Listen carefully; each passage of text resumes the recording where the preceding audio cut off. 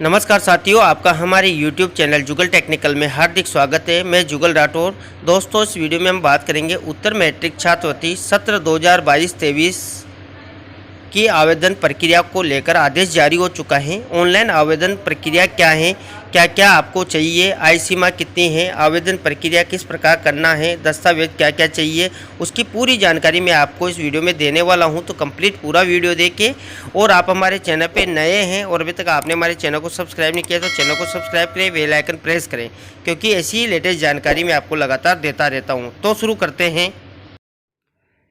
तो देखिए, उत्तर मैट्रिक छात्रवृत्ति हेतु पूरा कार्यक्रम जारी हो चुका है, पूरा आदेश जारी हो चुका है। तो देखिए यहाँ पर शैक्षणिक सत्र 2022-23 में राजस्थान के मूल निवासियों के लिए अनुसूचित जाति, अनुसूचित जनजाति, विशेष समूह योजना, पूर्व में विशेष पिछड़ा वर्ग, अन्य पिछड़ा वर्ग, आर्थिक पिछड़ा वर्ग, विमुक्त घुमंतु या अर्धघुमंतु, मुख्यमंत्री सर्वजन उच्च शिक्षा, उत्तर मैट्रिक छात्रवृत्ति योजनाओं में राज्य की राजकीय निजी मान्यता प्राप्त शिक्षक संस्थानों एवं राज्य के बाहर की राजकीय राष्ट्रीय स्तर की शिक्षण संस्थानों के पाठ्यक्रमों में प्रवेशित अध्ययनरत शिक्षण संस्थानों के विद्यार्थियों द्वारा वेबसाइट जो दे रखी हैं यहाँ पर अथवा एसएसओ पोर्टल पर स्कॉलरशिप SJE ऐप पर क्लिक कर पेपरलेस आवेदन पत्र ऑनलाइन पंजीकरण करने, आवेदन पत्र भरने के लिए निम्नानुसार तिथियां निर्धारित की जाती हैं।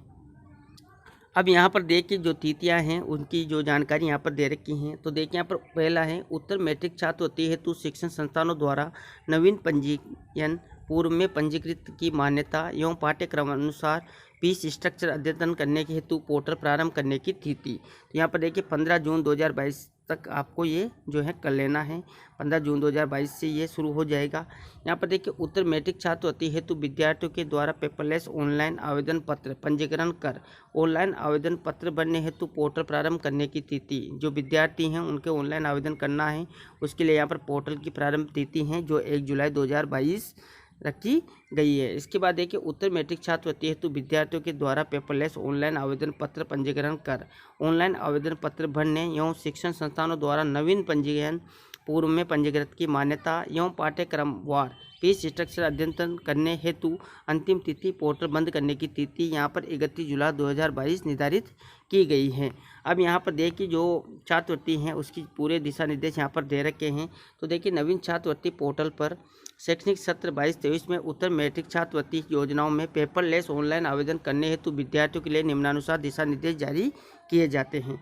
सबसे पहले यहाँ पर देखिए आयु सीमा क्या है। तो यहाँ पर देखिए आयु सीमा जो है अनुसूचित जाति, अनुसूचित जनजाति, विशेष समूह योजना जो पूर्व में विशेष पिछड़ा वर्ग यानी कि SBC, डॉक्टर अम्बेडकर आर्थिक पिछड़ा वर्ग EBC, अन्य पिछड़ा वर्ग OBC, डॉक्टर अम्बेडकर विमुक्त घुमंतु एवं अर्धघुमंतु DNT के लिए उत्तर मैट्रिक छात्रवृत्ति योजना में 2.5 लाख रुपए तक वार्षिक आय सीमा वाले परिवारों के विद्यार्थी ही आवेदन कर सकेंगे। दूसरा यहाँ पर है कि डॉक्टर अम्बेडकर आर्थिक पिछड़ा वर्ग यानी कि EBC, अन्य पिछड़ा वर्ग OBC, डॉक्टर अम्बेडकर विमुक्त घुमंतु अर्धघुमंतु यानी कि DNT में निम्नलिखित 17 श्रेणी वाले विद्यार्थी ही आवेदन कर सकेंगे। यहाँ पर 17 श्रेणियाँ दे रखी हैं, देखिए आप अच्छे से यहाँ पर यही श्रेणी के विद्यार्थी जो हैं यहाँ पर इन योजनाओं के तहत जो है अप्लाई कर सकते हैं।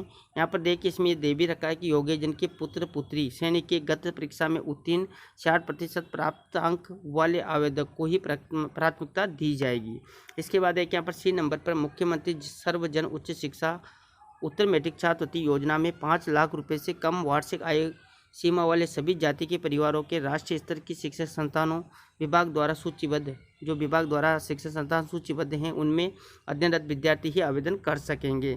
इसके बाद देखिए फ्री सब कार्ड अनुसूचित जाति डॉक्टर अम्बेडकर आर्थिक पिछड़ा वर्ग EBC, अन्य पिछड़ा वर्ग OBC, डॉक्टर अम्बेडकर विमुक्त घुमंतु एवं अर्धघुमंतु यानी कि DNT के लिए उत्तर मैट्रिक छात्रवृत्ति योजना अंतर्गत आवेदन करने वाले विद्यार्थियों को संस्थान में प्रवेश के समय बिना अग्रिम शुल्क जमा करवाए प्रवेश लिए जाने हेतु उन विद्यार्थियों को छात्रवृत्ति सुनिश्चितता हेतु फ्री शिप कार्ड हेतु आवेदन किया जा सकता है। फ्री शिप कार्ड को संबंधित शिक्षण संस्थान द्वारा स्वीकार किए जाने पर विद्यार्थी का फ्री शिप कार्ड छात्रवृत्ति आवेदन के रूप में स्वतः परिवर्तित होकर शिक्षण संस्थान के स्तर पर प्रदर्शित होगा।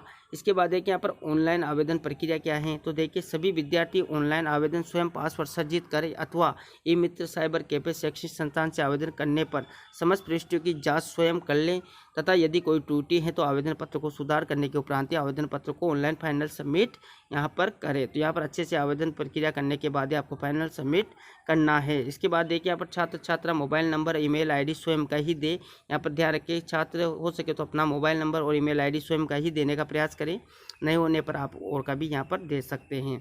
दस्तावेज देखिए यहाँ पर उक्तानुसार छात्रवृत्ति योजना में आवेदन करने वाले विद्यार्थियों को आवेदन पत्र ऑनलाइन करते समय निम्नलिखित वांछित दस्तावेज सूचनाएं तैयार रखना आवश्यक होगा।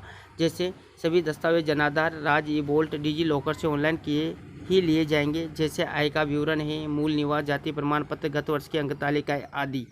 वांछित दस्तावेज ऑनलाइन उपलब्ध नहीं होने पर मूल दस्तावेज को रंगीन स्कैन कर पोर्टल पर यथासंभव अपलोड करना होगा।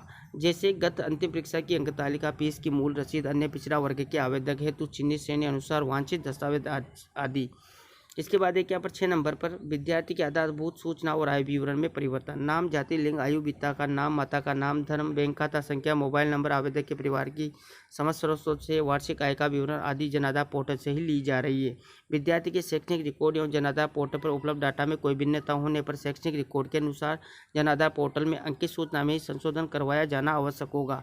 अगर आपके यहाँ पर किसी भी प्रकार की कोई जानकारी है जो गलत है या है तो वो सब जनाधार पोर्टल से ली गई है। तो जो भी आपको डाटा सही करवाना है तो सबसे पहले आपको जनाधार में जो है डाटा संशोधन करवाना होगा। उसके बाद ऑटोमेटिक आपकी यहाँ पर जो जानकारी है अपडेट हो जाती हैं। इसके बाद देखिए जनाधार आईडी तथा आधार नंबर के अभाव में विद्यार्थी की छात्रवृत्ति स्वीकृत नहीं की जा सकेगी। यहाँ पर आपको जनाधार आईडी और आधार नंबर आपका होना आवश्यक है। इसके बाद देखिए विद्यार्थी का बैंक विवरण। तो छात्रवृत्ति आवेदन में विद्यार्थी स्वयं का ही खाता संख्या जनाधार के माध्यम से उपलब्ध करावे। तो यहाँ पर देखिए विद्यार्थी का स्वयं का खाता होना चाहिए जो जनाधार में भी अपडेट होना चाहिए, अन्यथा छात्रवृत्ति राशि जनाधार कार्ड में अंकित परिवार के मुखिया के बैंक खाता में हस्तांतरित होगी। तो अगर आपके यहाँ पर अपना स्वयं का खाता नहीं देते हैं तो यहाँ पर जो आपकी छात्रवृत्ति हैं वो आपके परिवार के जो मुखिया हैं उसका जो खाता जनाधार में अपडेट है उसमें ये राशि जाएगी। विद्यार्थी द्वारा सुनिश्चित किया जाना अनिवार्य है कि उसके द्वारा अंकित किया हुआ बैंक खाता निम्न प्रकार है। विद्यार्थी का बैंक खाता आधार बेस्ड अकाउंट ही हो, मतलब आधार से लिंक होना चाहिए। छात्रवृत्ति आवेदन पत्र में जो खाता उनके द्वारा अंकित किया जा रहा है वह बैंक के नियमों के अनुसार KYC पूर्ण स्वयं का खाता हो। अब यहाँ पर देखिए छात्र के खाते में लेन देन भी बैंक द्वारा निर्धारित समय अंतराल में हो। एवं छात्र को प्राप्त होने वाले शुल्क प्रतिपूर्ति एवं छात्रवृत्ति की कुल धनराशि छात्र के खाते में ऑनलाइन ट्रांसफर के लिए कोई ऐसी सीमा निर्धारित न हो जिससे कि धनराशि अंतरण संभव न हो पाए। बैंक खाता बंद न हो, अर्थात बैंक नियमों के अनुसार न्यूनतम राशि सरकारी बैंक में 1000 रुपये, निजी बैंक में 5000 रुपये भुगतान के समय उपलब्ध होना चाहिए।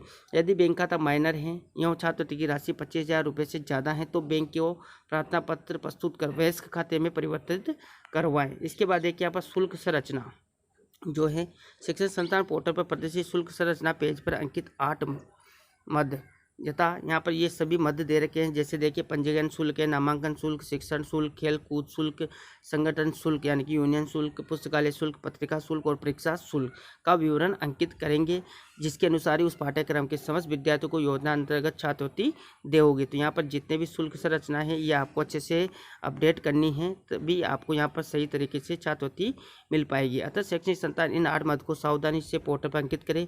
फीस की मदों का पूर्ण विवरण उपलब्ध नहीं होने की स्थिति में केवल अनुरक्षण भत्ता ही देय होगा, अन्य देय फीसों का पुनर्भरण संभव नहीं होगा। इसके बाद देखिए यहाँ पर शिक्षण संस्थान और पाठ्यक्रम का चयन। तो आवेदन में केवल छात्रवृत्ति पोर्टल पर मान्यता प्राप्त शिक्षण संस्थान और उसके पाठ्यक्रम आवेदन हेतु प्रदर्शित होंगे। विद्यार्थी को शैक्षणिक संस्थान एवं पाठ्यक्रम का चयन सावधानी पूर्वक करना होगा। यदि विद्यार्थी द्वारा गलत शैक्षणिक संस्थान, पाठ्यक्रम, योजना अथवा अन्य का चयन किया जाता है तो इस आधार पर आवेदन स्थायी रूप से निरस्त हो जाता है, तो इसके लिए विद्यार्थी स्वयं जिम्मेदार होगा। विद्यार्थी की बायोमेट्रिक उपस्थिति के संबंध में देखिए तो विद्यार्थी द्वारा आवेदन को शिक्षण संस्थान में प्रथम बार अग्रेषित किए जाने के पश्चात से ही विभाग द्वारा आवेदन का निस्तारण होने तक माह में कम से कम एक बार शिक्षण संस्थान में उपस्थित होकर छात्रवृत्ति पोर्टल पर बायोमेट्रिक उपस्थिति दर्ज करवाना अनिवार्य है, जिसके अभाव में आवेदन अग्रेषित एवं स्वीकृत किया जाना संभव नहीं होगा। इस हेतु शिक्षण संस्थान द्वारा छात्रवृत्ति पोर्टल पर बायोमेट्रिक उपस्थिति डिवाइस पंजीकृत किया जाना होगा। यहाँ पर आपको महीने में एक बार जो अपने शिक्षण संस्थान है वहाँ पर जाकर बायोमेट्रिक उपस्थिति जो है छात्रवृत्ति पोर्टल पर आपको करनी होगी। इसके बाद देखिए शिक्षण संस्थान का पोर्टल पर प्रदर्शन। तो यहाँ पर देखिए जिन महाविद्यालयों द्वारा संबंधित विश्वविद्यालय से शैक्षणिक सत्र 22-23 की मान्यता संबंधता एवं पाठ्यक्रम संचालन की अनुमति प्राप्त पोर्टल पर रजिस्ट्रेशन अथवा अपडेशन नहीं किया है वे संस्थाएं छात्रवृत्ति पोर्टल पर विद्यार्थियों को प्रदर्शित नहीं होगी। इसके अभाव में विभाग द्वारा महाविद्यालय में अध्ययनरत विद्यार्थी ऑनलाइन आवेदन नहीं कर सकेंगे। तो इसलिए आपको यहाँ पर सभी डिटेल अपडेट करना, रजिस्ट्रेशन और अपडेशन करना होगा। इसके बाद देखिए वर्ष 2019-20 से राज्य के मूल निवासी विद्यार्थियों के आवेदन पत्र विद्यार्थी की गृह जिले यानी कि बोनाफाइड सर्टिफिकेट के जिलाधिकारी द्वारा स्वीकृत किए जाएंगे। जयपुर जिले में सांगानेर, जौटवाड़ा और आमेर तहसील के विद्यार्थियों के आवेदन पत्र जयपुर शहर कार्यालय में एवं जयपुर जिले के अन्य तहसीलों जो 3 तहसीलें हैं इनको छोड़कर विद्यार्थियों के आवेदन पत्र जयपुर ग्रामीण कार्यालय में अग्रेषित किए जाएंगे। इसके बाद देखिए यहाँ पर उत्तर मैट्रिक छात्रवृत्ति संबंधी विस्तृत जानकारी आप जो है इस वेबसाइट पर जाकर देख सकते हैं अथवा विभागीय वेबसाइट पर या विभागीय कार्यालय जिला कार्यालय में व्यक्ति एवं दूरभाष पर जानकारी भी आप प्राप्त कर सकते हैं। तो ये यहाँ पर दोस्तों उत्तर मैट्रिक छात्रवृत्ति को लेकर पूरी जानकारी क्या है, पूरी जानकारी मैंने आपको इस वीडियो में देने का प्रयास किया। आपको हमारी जानकारी कैसी लगी, जानकारी अच्छी लगी तो लाइक शेयर करें और अभी तक आपने हमारे चैनल को सब्सक्राइब नहीं किया तो चैनल को सब्सक्राइब करें, बेल आइकन प्रेस करें क्योंकि ऐसी लेटेस्ट जानकारी मैं आपको लगातार देता रहता हूँ। धन्यवाद दोस्तों।